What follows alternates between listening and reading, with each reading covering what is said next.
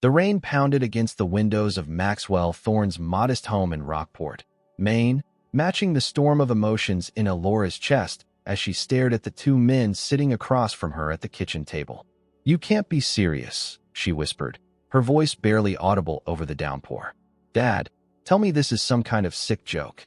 Maxwell Thorne couldn't meet his daughter's eyes.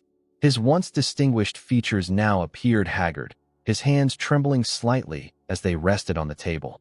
"I'm sorry, Alora. There's no other way." The man beside him remained perfectly still, his tailored charcoal suit a stark contrast to the shabby surroundings.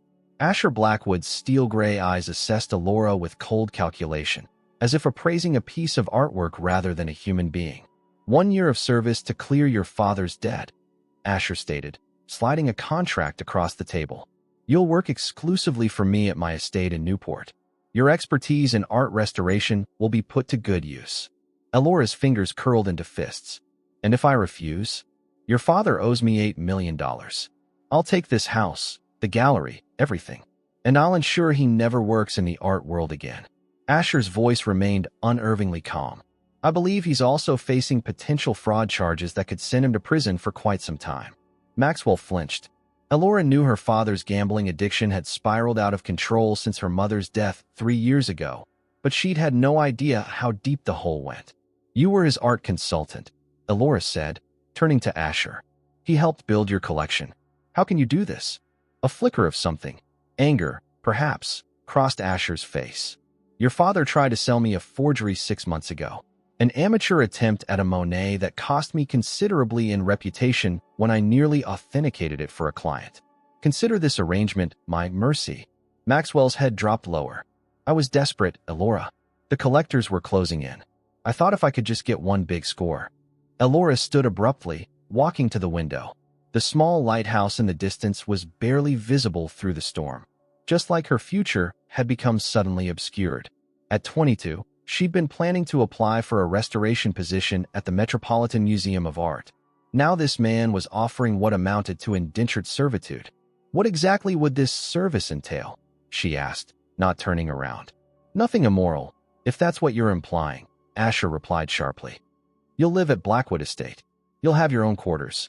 You'll work on my private collection, identify potential forgeries, assist with restorations.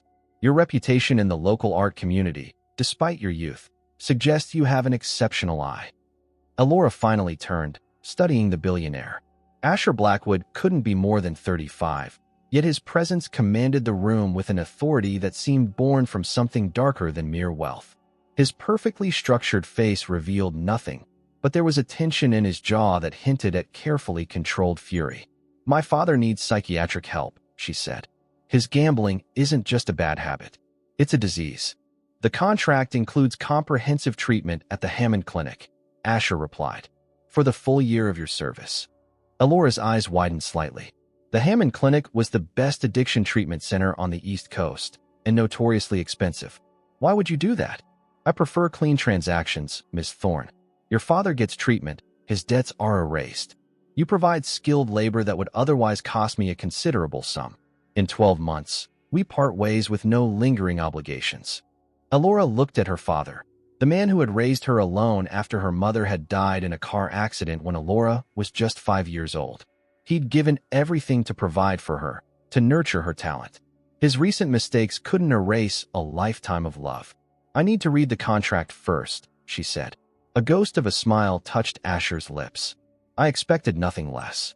3 hours later, with several amendments to protect her basic rights, Alora signed her freedom away. 1 year of her life in exchange for her father's future and their financial security. As Asher Blackwood rose to leave, he extended his hand. When Alora reluctantly took it, his grip was firm, but not crushing. "Pack only essentials. My driver will collect you tomorrow at noon." When the door closed behind him, Alora turned to her father, who had collapsed into tears. "I never wanted this for you," Maxwell sobbed. "You're all I have left." Alora knelt beside him, wrapping her arms around his shoulders as she had done countless times during his worst gambling episodes. "It's just a year, Dad. Get better, that's all I ask. When I come back, we'll start fresh." Later that night, as she packed her few belongings, Alora's hand closed around the silver locket hidden beneath her blouse. The only photograph she had of herself with her birth mother, Vivian. Some secrets, she decided, would remain her own, no matter what she had signed away today.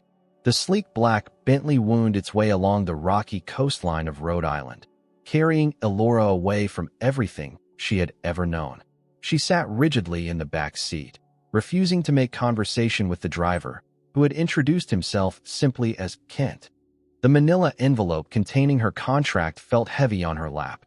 After 3 hours of silence, the car turned onto a private drive lined with ancient oaks. As they crested a hill, Blackwood Estate came into view, a sprawling stone mansion overlooking the Atlantic, its gray facade seeming to rise from the very cliffs themselves. "We've arrived, Miss Thorne," Kent announced, pulling up to the imposing front entrance. A slim woman with silver-streaked black hair waited at the top of the marble steps. "I'm Mrs. Winters, Mr. Blackwood's housekeeper," she said, assessing Elora with a critical eye. "I'll show you to your quarters." Elora followed her through the grand foyer, past priceless artworks and antiques that would have fascinated her under different circumstances. Mrs. Winters led her to a wing separate from the main house, opening the door to reveal a spacious suite with a bedroom, bathroom, and small sitting area. "The studio is through that door," Mrs. Winters explained, gesturing to a heavy oak door. "Mr. Blackwood had it prepared according to your father's specifications for restoration work." Elora's surprise must have shown on her face. "Your father was once highly regarded in certain circles," Mrs. Winters said, her expression softening slightly. "Dinner is at 7 in the main dining room. Mr. Blackwood expects your presence." Left alone, Elora explored her new prison. The studio was indeed perfectly equipped, north-facing windows for ideal light, every tool and medium she could require. It was a gilded cage, but a cage nonetheless. At precisely 7, Elora made her way to the dining room, having changed into the only dress she'd brought, a simple navy blue sheath that had belonged to her mother. Asher Blackwood stood as she entered, his expression unreadable. "Miss Thorne, Mr. Blackwood." She took the seat a butler pulled out for her, noting they were the only two at the massive table. "I trust your accommodations are satisfactory. The studio is more than I expected. Your father, despite his many flaws, knows what an artist needs." Asher signaled, and servers appeared with the first course. "Tomorrow you'll begin cataloging my 19th century French collection. I've had several pieces flagged for potential authentication issues." Elora picked at her food, her appetite diminished by anxiety. "May I ask a question?" Asher raised an eyebrow. "You're not a prisoner, Miss Thorne. You may speak freely within these walls. Why didn't you just hire a professional authentication service? Surely that would have been simpler than this arrangement." Something darkened in Asher's eyes. "Professional services can be compromised. Loyalty's bought. You, on the other hand, have a vested interest in serving me well." The tension between them was interrupted when a server brought in a painting on an easel covered with a cloth. "Consider this your entrance examination," Asher said, nodding for the cloth to be removed. The painting was a delicate landscape, purportedly by Claude Monet, depicting water lilies in his distinctive style. Elora moved closer, studying the brushwork and color palette. Without thinking, she reached out, stopping just short of touching the surface. "May I?" she asked. Asher nodded. Elora leaned in, examining the painting from different angles, noting how the light caught the texture of the paint. After several minutes, she stepped back. "It's not authentic," she said confidently. Asher's expression didn't change. 3 different experts have authenticated this piece. It comes with impeccable provenance from the Durand collection in Paris. "The provenance may be real, but the painting isn't," Elora insisted. "The brushwork is technically perfect, too perfect." Monet's hand had a tremor in his later years that affected his stroke pattern, and the pigment in the upper right corner shows signs of artificial aging. She pointed to a barely perceptible area. "Modern materials trying to look old." Asher stood abruptly, moving closer to examine where she had pointed. For several tense moments, he studied the section in silence. "You're right," he finally said, his voice tight with controlled anger. "This is a forgery that cost me $4 million 6 months ago." Elora swallowed hard. "I'm sorry. Don't be. You just proved your value." Asher returned to his seat, studying her with new interest. "How did you develop this skill? Your father mentioned you had a good eye." but this level of discernment is rare even among seasoned experts. Elora tensed, careful not to touch the locket hidden beneath her dress. My mother taught art history at the community college. I grew up around paintings. The lie came easily after years of practice. Asher didn't need to know about Vivian Calloway or the techniques she'd taught Elora before her death. Your mother died when you were young, I believe? Car accident. I was 5.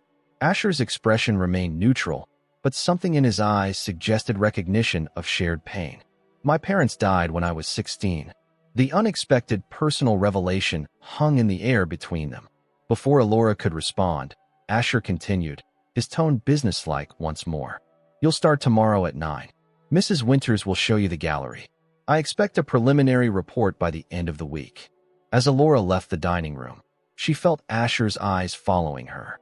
She had passed his test, but instinct told her it was only the beginning of a dangerous game.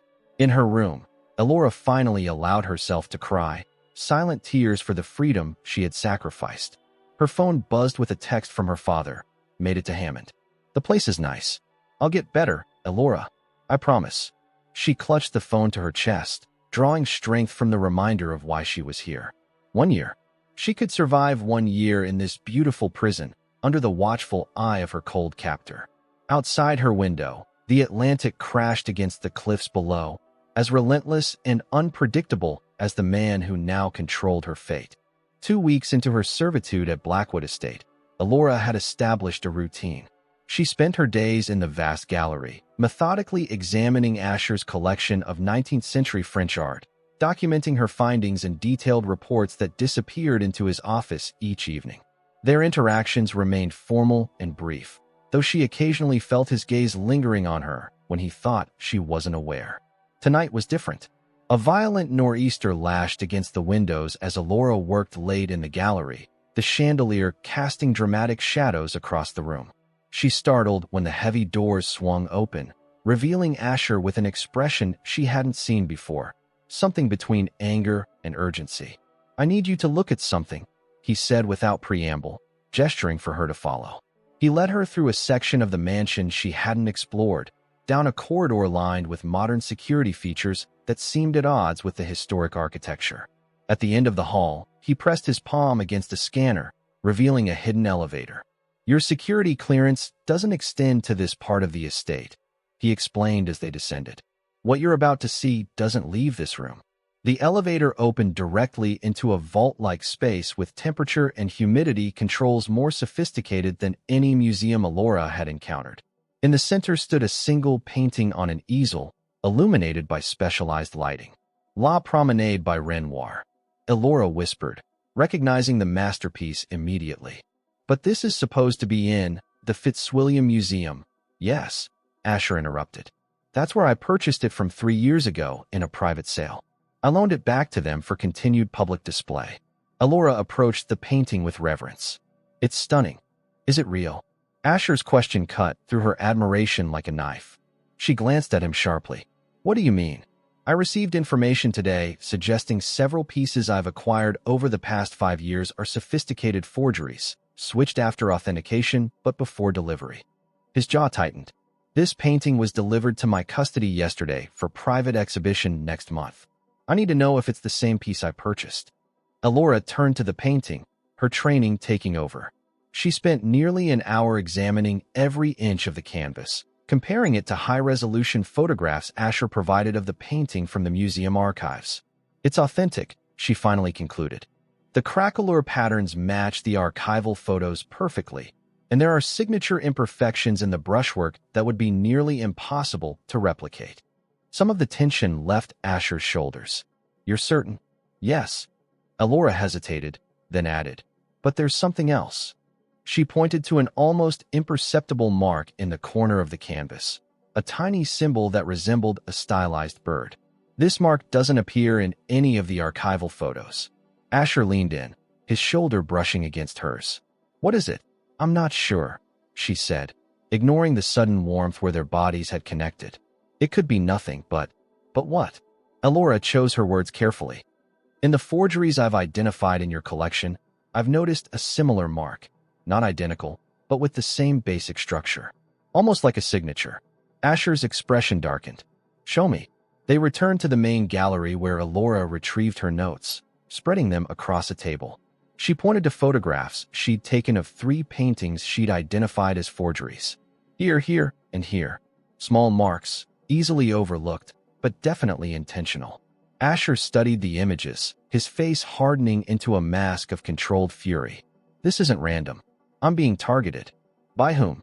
He seemed to debate whether to share more information. Finally, he gestured for her to sit. What do you know about art theft syndicates? Only what I've read. They're usually international operations, highly sophisticated. There's one in particular, never identified, never caught, that specializes not in stealing art, but in replacing it with forgeries so perfect that they often go undetected for years. Asher paced the length of the table. They call themselves the Exchange. Elora felt a chill that had nothing to do with the storm outside. The name triggered a distant memory, something her mother had mentioned long ago. How do you know about them? Asher stopped pacing, his expression haunted. My parents were art collectors. When I was 16, they discovered their most valuable pieces had been replaced with forgeries. The financial loss was catastrophic, but worse was the humiliation. They'd authenticated everything themselves, staked their reputation on their expertise. His voice grew distant. They couldn't bear the shame. They took their own lives 3 days after the discovery. Elora's breath caught. I'm so sorry. I built my company, my collection, everything, to find the people responsible. His eyes met hers, filled with a cold determination that sent a shiver down her spine. And now I have proof they're still operating. In that moment, Elora saw beyond Asher's carefully controlled exterior to the wounded boy who had lost everything. She recognized his pain because it mirrored her own, the empty space left by parents taken too soon. I want to help, she said quietly. He studied her, as if trying to gauge her sincerity. Why? Because art matters. Because what they're doing is wrong. She couldn't tell him the whole truth, that she suspected the exchange might be connected to her mother's mysterious death, that the symbol she'd recognized stirred memories of her mother's frantic warnings days before the car accident that had claimed her life. After a long moment, Asher nodded. From now on, you'll work directly with me. We need to examine every piece I've acquired in the last 5 years, document any patterns, identify every forgery. What about my other duties? Consider them suspended. This takes priority. He checked his watch. It's late. We'll begin tomorrow. As Elora turned to leave, Asher called after her. Miss Thorne. She paused. Thank you. It was the first genuine gratitude she'd heard from him since arriving. As she made her way back to her quarters, the storm still raging outside, Elora felt a shift in their dynamic. No longer simply captor and captive, but allies against a common enemy. In her room, she carefully removed the locket from around her neck, opening it to reveal the faded photograph of herself as a child beside her birth mother. Vivian Calloway had been acclaimed for her ability to spot forgeries, just like Elora. In the weeks before her death, she'd been increasingly paranoid, talking about dangerous people who would kill to protect their secrets. What were you trying to expose, Mom? Elora whispered to the photograph. What did you find? The storm outside finally began to subside, but the tempest in Elora's heart was just beginning. By agreeing to help Asher, she had stepped onto a path that might finally reveal the truth about her mother's death, or lead her to the same fate. For the next 3 weeks, Elora and Asher established a new rhythm. Days were spent methodically examining his collection, while evenings found them working side by side in his private study, analyzing data and searching for patterns in the forgeries they'd identified. The forced intimacy of their shared mission had softened the edges of their relationship, creating something that wasn't quite friendship but had evolved beyond mere business. Elora was cataloging a set of sketches when Mrs. Winters appeared at the gallery doorway, her perpetually stern expression more pronounced than usual. Miss Catherine has arrived, she announced, disapproval evident in her tone.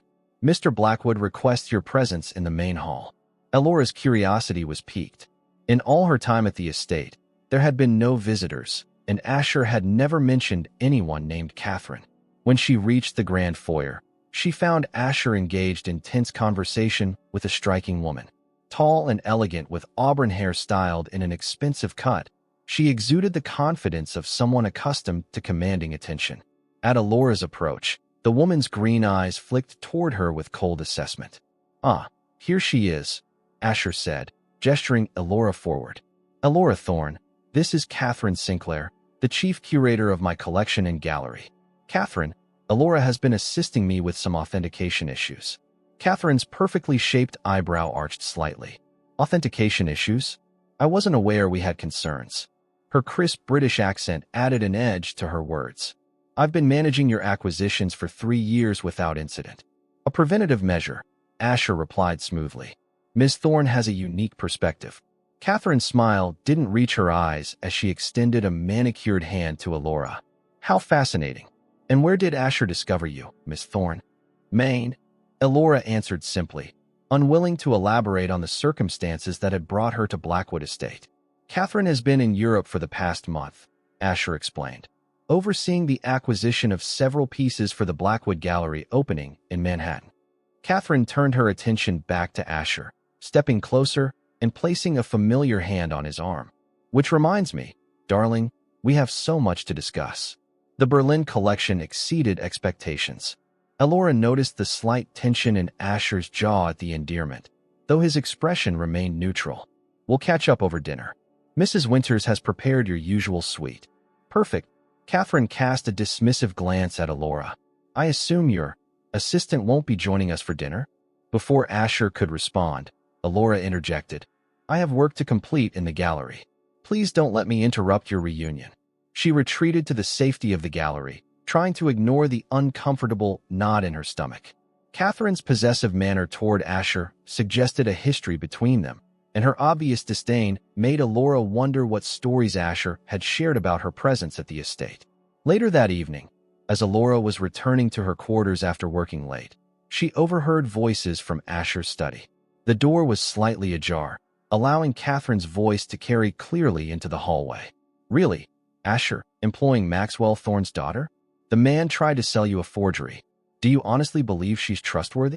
"Her work speaks for itself," came Asher's measured reply. "She's identified issues that 3 separate authentication firms missed. Or perhaps she's creating problems where none exist to justify her position here," Catherine countered. "What exactly is your arrangement with her?" "She's quite pretty in that unrefined way." Elora froze, her cheeks burning at the implication. "That's enough, Catherine." Asher's voice had taken on the cold edge Elora remembered from their first meeting. "My business arrangements are not up for discussion." "Business? Is that what we're calling it?" Catherine's tone turned venomous. "I left for 1 month, and returned to find you've replaced me with an unqualified girl from nowhere." "No one is replacing you," Asher said firmly. "But I suggest you remember who makes the final decisions regarding my collection in this household." Elora retreated silently, not wanting to be caught eavesdropping. Catherine's hostility was obvious, but what troubled her more was the realization that despite weeks of working closely with Asher, she still knew very little about his personal life or connections. The following morning, Elora was examining a small degas that had recently been flagged when an unfamiliar male voice interrupted her concentration. "You must be the mysterious Elora Thorne I've heard so much about." She turned to find a man standing in the gallery doorway, tall, impeccably dressed, with dark blonde hair and a smile that seemed practiced rather than genuine. Something about him immediately put her on edge. "And you are?" she asked, setting down her magnifying glass. "Sebastian Wayland." He stepped forward, extending his hand. "An old friend of Asher's."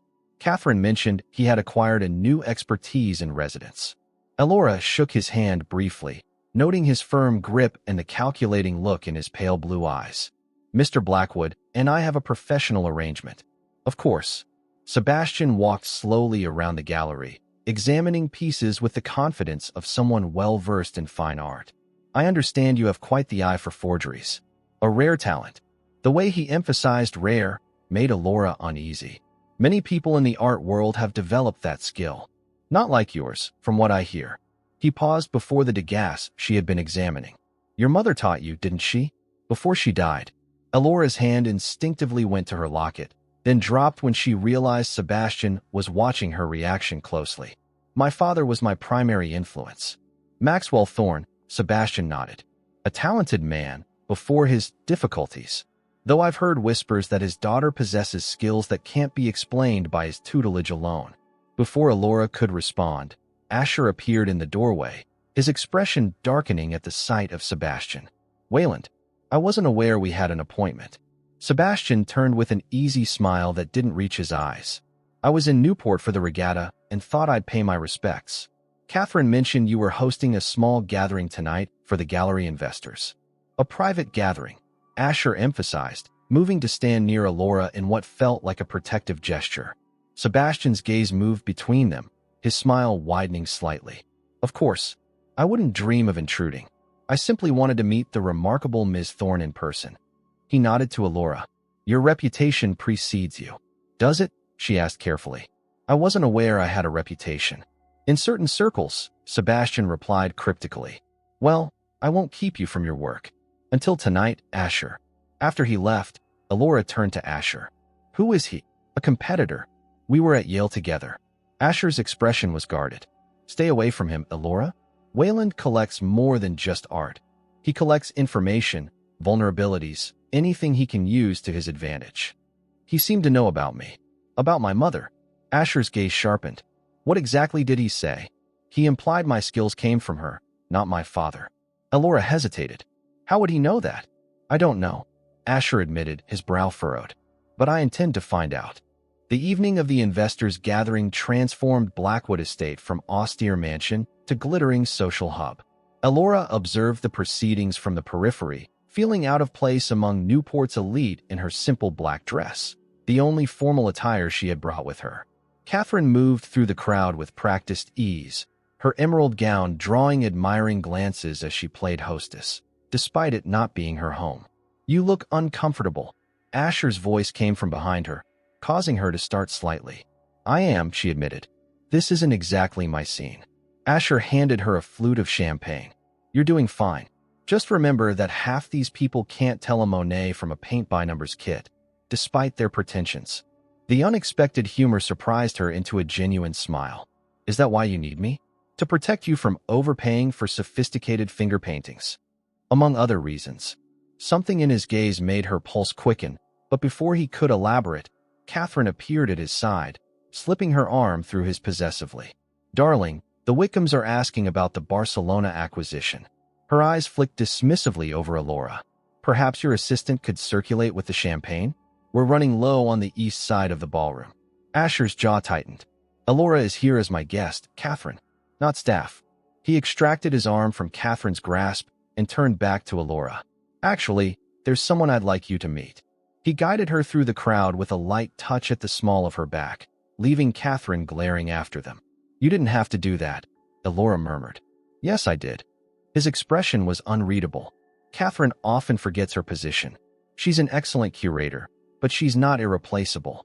The implication that Alora might be irreplaceable hung unspoken between them as they approached an elderly man with silver hair and kind eyes. "Dr. Harmon," Asher greeted him warmly. "I'd like you to meet Alora Thorne." The old man's eyes lit up with recognition. "Maxwell's daughter. My dear, I haven't seen you since you were this high." He gestured to his waist. "Your father and I worked together at the Barnes Foundation years ago." "Dr. Harmon is one of the foremost experts on art authentication," Asher explained, "and the only person outside this house who knows about our investigation." Alora shook the doctor's hand, surprised by the connection to her father's earlier career. "It's a pleasure to meet you, sir." "The pleasure is mine. Asher tells me you have quite the eye." He glanced between them. "Perhaps we could speak privately? I've made some progress on the chemical analysis you requested." They slipped away to Asher's study, where Dr. Harmon removed several files from his briefcase. "The pigment samples from the forgeries show remarkable consistency," he explained, spreading photographs across the desk. "All manufactured within the last decade, despite appearing much older.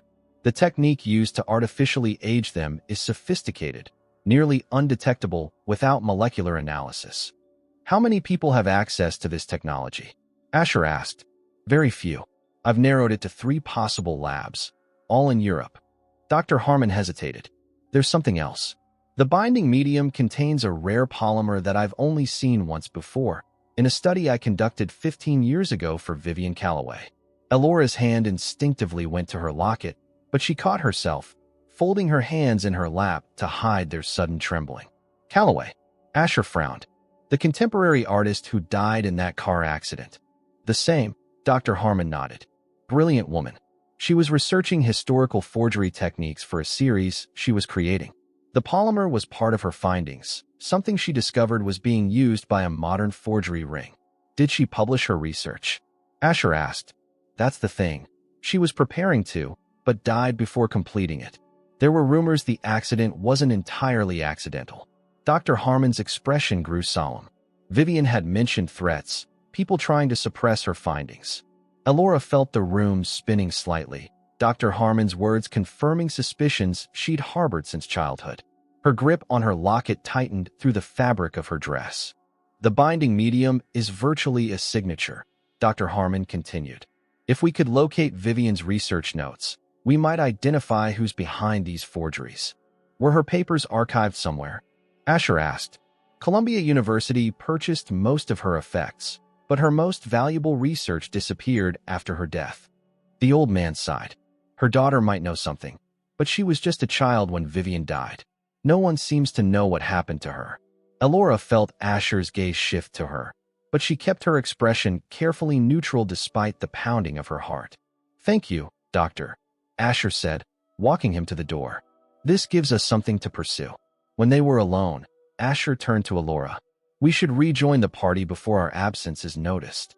She nodded, grateful he wasn't pressing the issue of Vivian Calloway further. As they returned to the ballroom, Catherine intercepted them, her smile brittle. There you are. Sebastian's been looking for you, Asher. I'm sure whatever Wayland wants can wait, Asher replied curtly. Actually, Sebastian's smooth voice interrupted as he approached. It can't. He nodded to Elora. Would you excuse us, Miss Thorne? Business matters. Of course. Elora retreated, but not before catching the thinly veiled hostility in Sebastian's eyes as he regarded Asher. She made her way to a quiet corner of the ballroom, her mind racing with the implications of Dr. Harmon's revelations. If the same forgery techniques her mother had investigated were being used again, perhaps her death hadn't been an accident after all. Lost in thought, she didn't notice Catherine approach until the woman spoke directly beside her. He'll tire of you, you know. Elora turned, meeting Catherine's cold stare. I beg your pardon. Asher. He collects things, art, people, talents, uses them, then discards them when something new catches his eye. Catherine sipped her champagne, watching Elora over the rim of her glass. I've known him for years. We have history, understanding. Mr. Blackwood and I have a professional relationship, Elora replied evenly. Nothing more. Catherine laughed softly. Please, I see how he looks at you. But make no mistake, once you've served your purpose, you'll be forgotten. Just like your father was. Before Elora could respond, a commotion near the main entrance drew everyone's attention. A rain-soaked man in a disheveled suit was arguing with security, his voice rising above the murmur of conversation. I need to see Elora Thorne. It's a matter of life and death. Elora pushed through the crowd, recognizing the voice with a jolt of fear. James. The man turned, relief washing over his face. Elora, thank God. He brushed past the security guards. We need to talk. Now. James Mercer had been her mother's research assistant, though Elora hadn't seen him since the funeral 15 years ago. His appearance now, wild-eyed and desperate, sent a chill down her spine. Asher appeared at her side. You know this man? Yes, she said quietly. He worked with my mother. James's gaze darted nervously around the room. Not here. It's not safe. Asher led them to a private sitting room, dismissing the security guards with a nod. Once the door closed, James turned to Elora, gripping her shoulders. They know who you are, Elora. They know you're Vivian's daughter. Who knows? Asher demanded. The exchange, James whispered, his eyes wide with fear. The same people who killed your mother when she got too close to exposing them. Elora felt the ground shifting beneath her feet as the secret she'd guarded for years exploded into the open. How did they find me? Someone recognized your technique, your eye? It's just like Vivian's. James ran a trembling hand through his wet hair. I've been monitoring chatter in the art world for years, watching for signs they were active again. When I heard rumors about Blackwood's new authentication expert, I knew it had to be you. Asher's gaze locked with Elora's, betrayal and confusion evident in his expression. Vivian Calloway was your mother? Yes, she whispered, unable to deny it any longer. My adopted father changed my name to protect me after she died. You lied to me, Asher said, his voice dangerously quiet. I had to. I didn't know if I could trust you. Her eyes pleaded for understanding. My whole life, I've hidden who I really am. James interrupted urgently. There's no time for this. Elora, your mother hid her research, the evidence that could expose the exchange. She told me before she died that she'd encoded it in her final painting, the unfinished one. Truth revealed, Elora murmured. But it disappeared after her death. No, James shook his head. She hid it. Somewhere only her daughter would know to look. His expression grew desperate. You have to find it before they find you. The morning after James Mercer's dramatic appearance, Elora found herself isolated in the east wing of the mansion. Asher had barely spoken to her after the revelation of her true identity, his expression hardening into the cold mask she hadn't seen in weeks. He'd ordered security to escort James to a guest room for the night, promising further discussion in the morning, but now both men were locked in Asher's study, with explicit instructions that Elora was not to be admitted. Catherine's smug expression as she delivered this news had been salt in the wound. Trust is so fragile, isn't it? Catherine had remarked, false sympathy dripping from her words, especially when built on lies.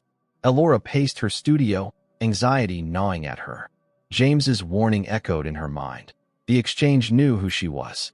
The same organization that had possibly murdered her mother now had her in their sights. A soft knock at the door interrupted her thoughts. She opened it to find Mrs. Winters, her usual stern expression softened by something that might have been concern. Mr. Blackwood requests your presence in the South Library in 30 minutes, she announced. There's been an incident involving Mr. Mercer. Elora's heart lurched. What kind of incident? Is he okay? I'm not at liberty to say more. Mrs. Winters hesitated. But perhaps you should prepare yourself, Miss Thorne. The ominous words hung in the air as the housekeeper departed. Elora quickly changed from her studio clothes into a simple blouse and slacks, her fingers trembling as she fastened her mother's locket around her neck. For the first time since arriving at Blackwood Estate, she felt truly afraid. When she entered the library, she found Asher standing by the windows, his back rigid with tension. 2 security guards flanked the door, and a grim-faced man in a suit whom she didn't recognize stood to one side, taking notes. Where's James? She asked, scanning the room. Asher turned, his expression grave. Gone. He left the estate before dawn. Left? That's impossible. He was terrified last night. Nevertheless, he's gone, along with several valuable items from my personal collection. Asher nodded to the stranger. This is Mr. Reynolds, head of my security team. The surveillance footage shows Mercer accessing my private vault at 4:38 this morning.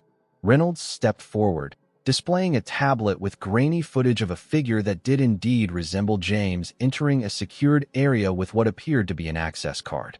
That can't be right, Elora insisted. Why would he warn me about danger, then steal from you? It makes no sense. Perhaps because his entire story was fabricated, Asher suggested coldly. A clever way to gain access to the estate. You think I was part of it, Elora realized, meeting his gaze directly. That's why you've had me confined to the East Wing. I don't know what to think anymore, Miss Calloway.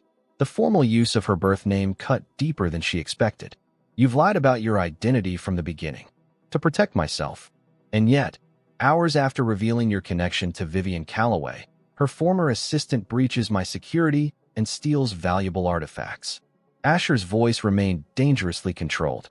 Coincidence. Elora felt her own anger rising to match his. If I were plotting against you, why would I reveal my identity at all? I could have maintained my cover. Perhaps the plan changed when Wayland recognized you last night. The accusation hung in the air between them. The trust they'd built over the past weeks seemed to have evaporated, replaced by the cold suspicion of their early days. I had nothing to do with whatever happened to James or your collection, Elora stated firmly. And I don't believe he stole anything. Someone is setting us up. Us. Asher raised an eyebrow. That's rather presumptuous given the circumstances. Elora felt as if she'd been slapped. Fine. I'll pack my things and leave today. Contract terminated. You can send whatever bill you think appropriate to my father. She turned to go, but Asher's voice stopped her. That won't be possible. She glanced back, finding his expression unreadable. Until this investigation is complete, No one associated with last night's events can leave the estate. His tone softened slightly. For your own protection as much as my security. You're making me a prisoner now? I'm keeping you safe. If what Mercer said has any truth to it, you're in danger outside these walls. Asher dismissed Reynolds and the guards with a gesture, waiting until they'd left before continuing more quietly. I don't know what to believe, Elora, but I'm not willing to risk your safety while I figure it out. The concern underlying his words caught her off guard. Before she could respond, the door opened again, and Catherine entered, her triumphant smile barely concealed. The police have been notified about the theft, she announced. They'll want to question everyone, of course. That won't be necessary, Asher countered. We'll handle this internally. Catherine's smile faltered. But darling, protocol requires. I said we'll handle it internally. His tone brooked no argument. The fewer people who know about this breach, the better. After Catherine reluctantly departed, Elora studied Asher's face. You don't trust her either. I don't trust anyone right now. He rubbed his temples, showing the first signs of vulnerability she'd seen from him. But bringing in the police creates complications we can't afford if the exchange is truly involved. Then let me help, Elora urged. My mother spent years investigating them before she died. There must be something in her research that scared them enough to kill her. The unfinished painting James mentioned? Asher asked, his hostility fading slightly. Truth revealed, Elora nodded. It disappeared after her death. No one knows where it is. If it exists, it's our only leverage. Asher paced the length of the library. James said your mother hid it somewhere only her daughter would know to look. Any ideas? Elora shook her head. I was only 5 when she died. She didn't exactly leave me a treasure map. Think, Elora. Was there anywhere special to her? Somewhere significant. She closed her eyes, trying to summon memories of her mother. She had a studio in our old house in Providence. After she died, my father, Maxwell, moved us to Maine and never spoke of it again. Asher's expression sharpened. Providence is less than an hour from here. Is the house still standing? I don't know. I never went back. Elora hesitated. But there's something else. Something strange happened this morning while I was waiting for you. What? I was exploring the East Wing, trying to calm my nerves, and I found a door I hadn't noticed before, partially hidden behind a tapestry. It was locked, but she reached into her pocket, producing an ornate brass key. This was on the floor beside it, as if someone had dropped it recently. Asher stared at the key. That's impossible. That section of the house has been sealed for decades. It was damaged in a fire before my parents purchased the estate. Maybe someone unsealed it, Elora suggested. James, perhaps, looking for a way out? Or looking for something specific? Asher's gaze met hers, the earlier suspicion replaced by thoughtful consideration. Show me. They made their way to the East Wing, the tension between them temporarily set aside by this new mystery. The tapestry Elora had described, a medieval hunting scene, hung slightly askew, revealing the edge of a dark wooden door behind it. The brass key fit perfectly into the ornate lock. The door opened with a groan of ancient hinges, revealing a narrow staircase thick with dust and cobwebs. The air that rushed out was stale, but carried a faint scent of oil paint. No one has been here in years, Asher observed, shining a flashlight into the darkness. Stay behind me. They descended carefully, the stairs leading to a long-forgotten storage area, filled with sheet-covered furniture and crates. Asher moved systematically through the space, his flashlight beam cutting through decades of dust. This was all here when my family purchased the estate, he explained. The previous owners left everything after the fire, and my parents never bothered to clear it out. Who owned it before your family? Elora asked, examining the shrouded shapes. Some reclusive collector. I don't remember the name. Elora felt drawn to a particular corner of the room where several large objects stood covered by yellowed sheets. She approached slowly, her heart pounding with inexplicable certainty. Asher, she called softly, help me with this. Together they pulled away the heavy fabric, releasing a cloud of dust that made them both cough. As the air cleared, Elora gasped. Before them stood an easel holding a large canvas, the painting upon it clearly unfinished. In the beam of Asher's flashlight, bold brushstrokes depicted a complex scene of figures moving through what appeared to be a gallery or museum. Parts of the canvas remained blank, waiting for a completion that never came. In the corner, A familiar signature was visible, Vivian Calloway. Truth revealed, Elora whispered, her hand going to her locket. My mother's final work. How is this possible? Asher asked, his voice hushed. How could it be here, in my house, all this time? Before Elora could respond, a noise from the stairwell alerted them. Asher quickly extinguished the flashlight, pulling Elora behind a large armoire. Footsteps descended slowly, accompanied by the beam of another light. From their hiding place, they watched as Catherine emerged into the storage room, phone in hand.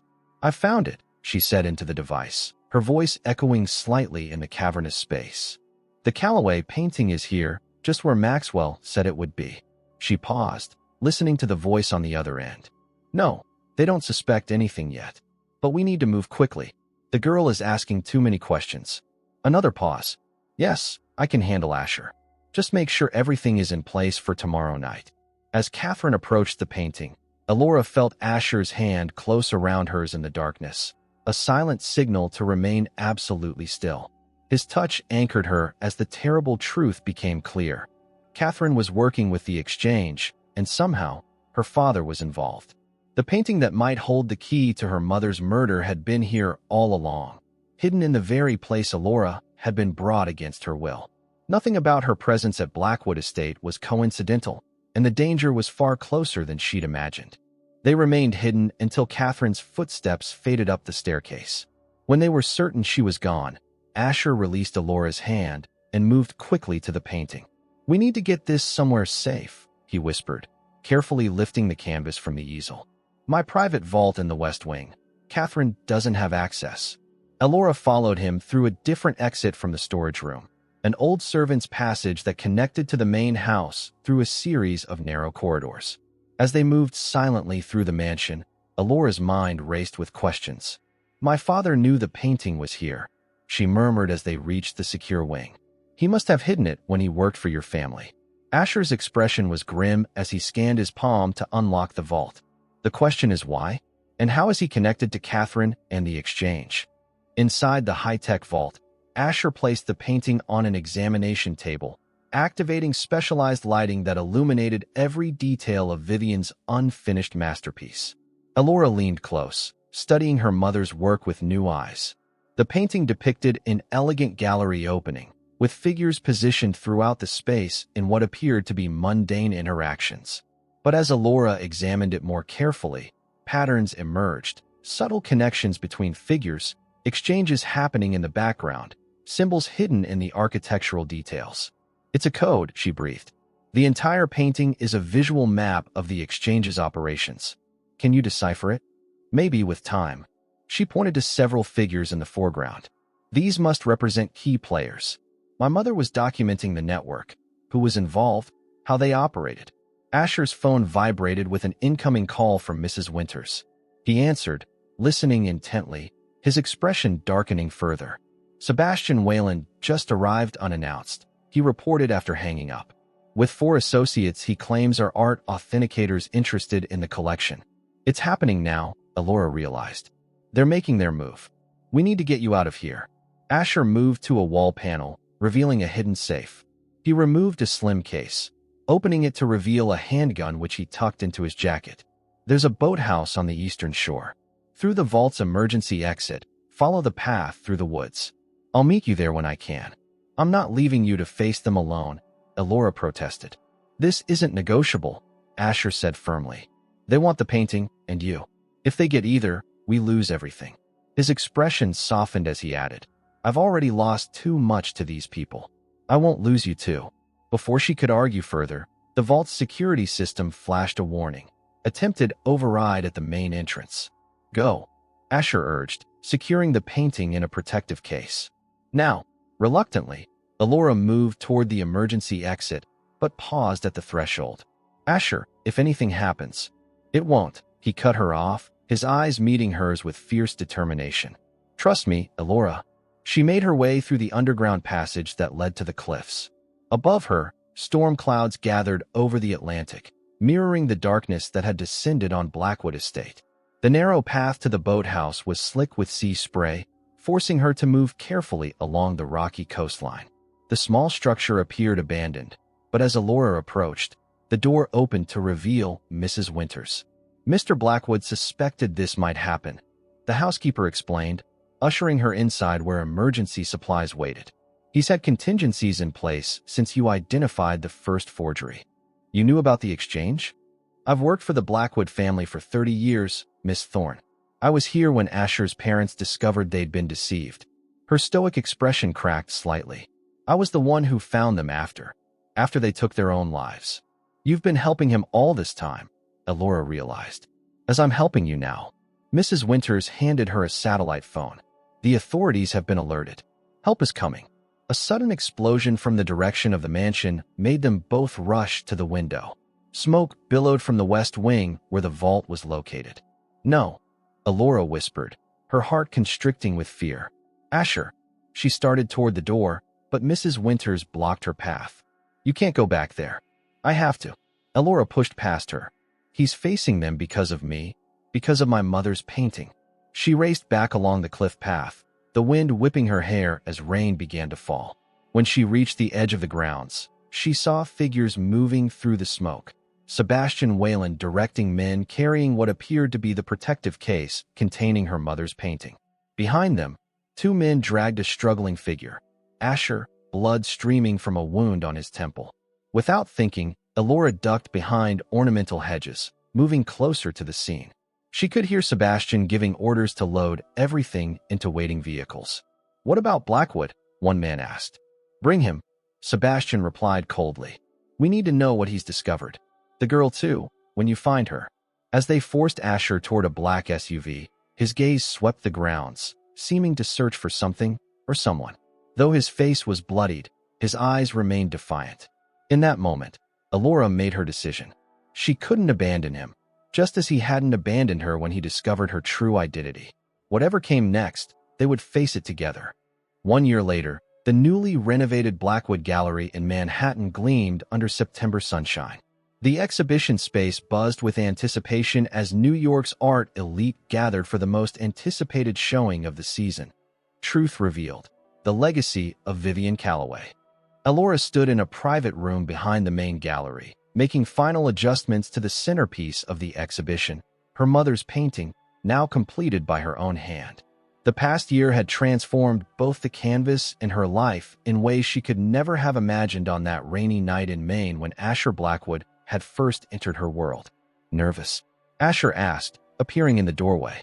The scar at his temple had faded to a thin white line, barely visible unless you knew to look for it. Terrified, she admitted with a small smile. It's not every day you debut your mother's final masterpiece and expose an international forgery ring simultaneously. Asher crossed the room to stand beside her, their shoulders touching as they regarded the painting together. The FBI is in position. Sebastian and his associates will be taken into custody the moment they enter the gallery. The memory of that night at Blackwood Estate still haunted Elora's dreams. How she had followed Sebastian's men to an abandoned warehouse on the outskirts of Newport, where they had taken Asher for interrogation. With the help of Mrs. Winters and the authorities she had contacted, Elora had been part of the rescue operation that freed Asher and recovered her mother's painting. Sebastian had escaped in the chaos, but not before Asher had suffered injuries that required weeks of recovery. During that time, as Elora had nursed him back to health, the walls between them had crumbled completely. Catherine arrived at the federal building an hour ago. Asher continued, checking his phone. Her testimony against Sebastian in exchange for reduced charges has been finalized.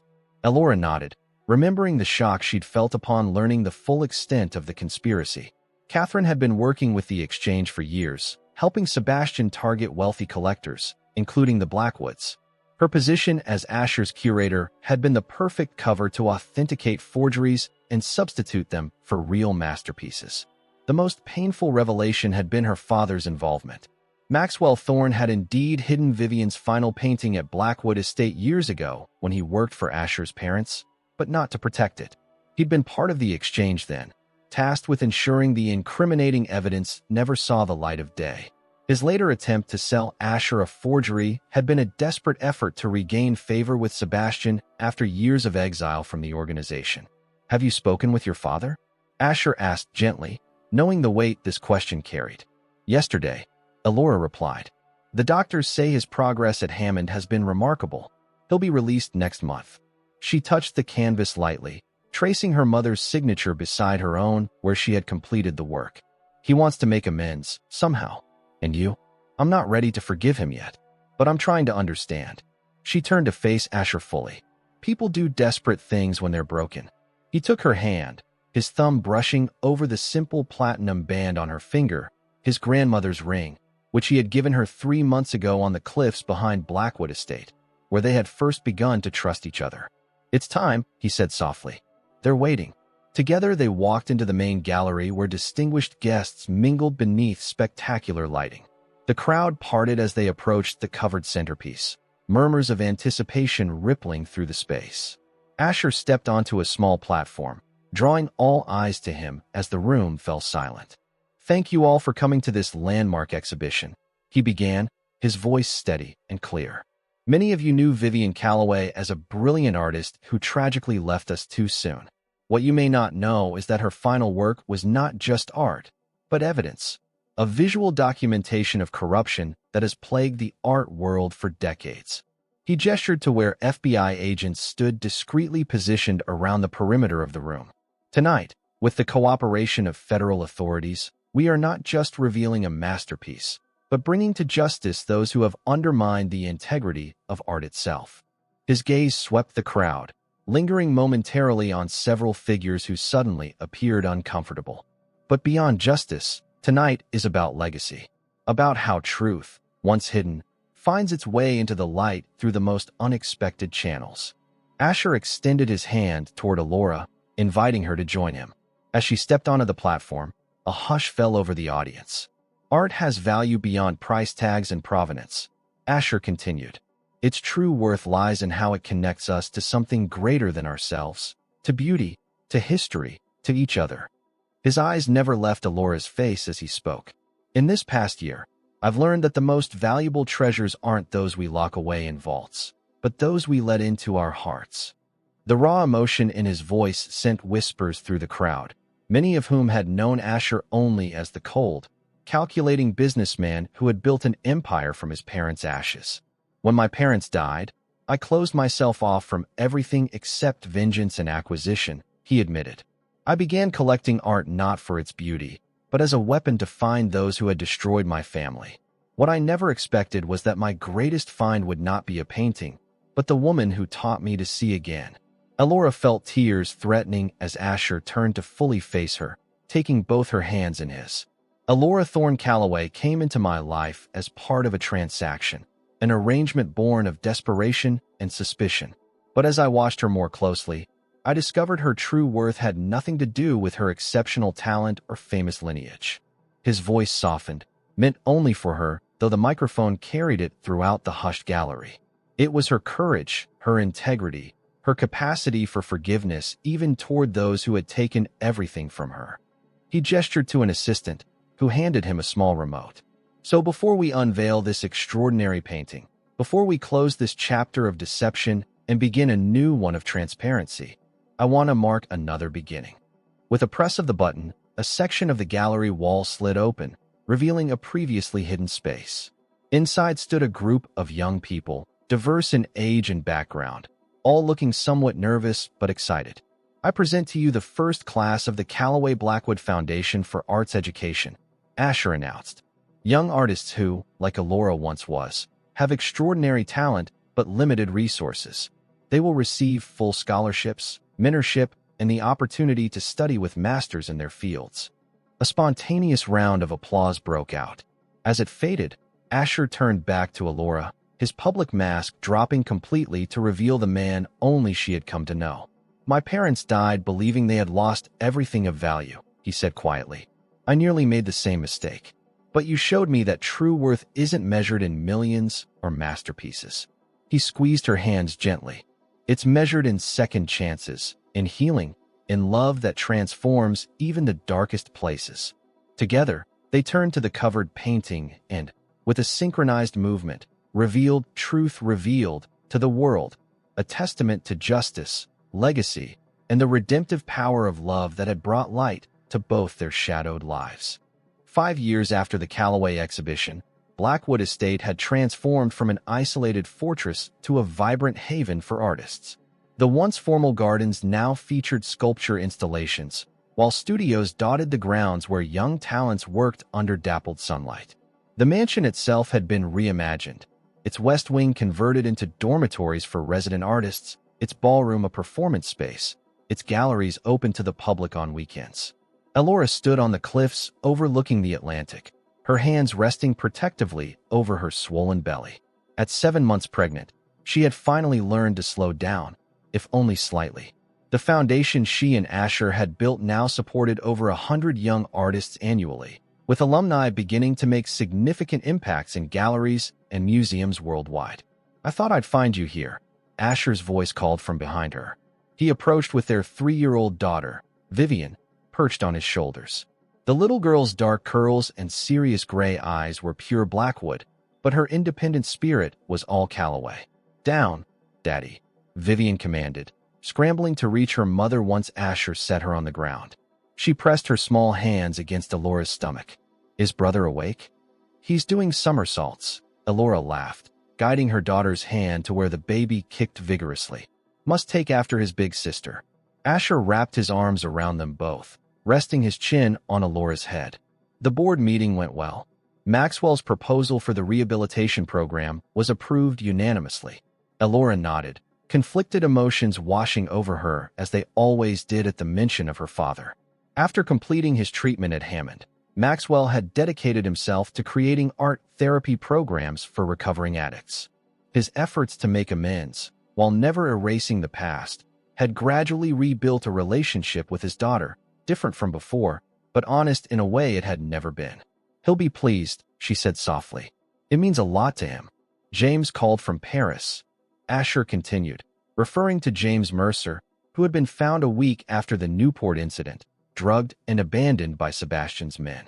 He now served as the European director for their foundation. "The Louvre exhibition is confirmed for next spring. Your mother's work, alongside the artists she influenced, including you." Elora turned in his arms, studying the face that had become as familiar to her as her own.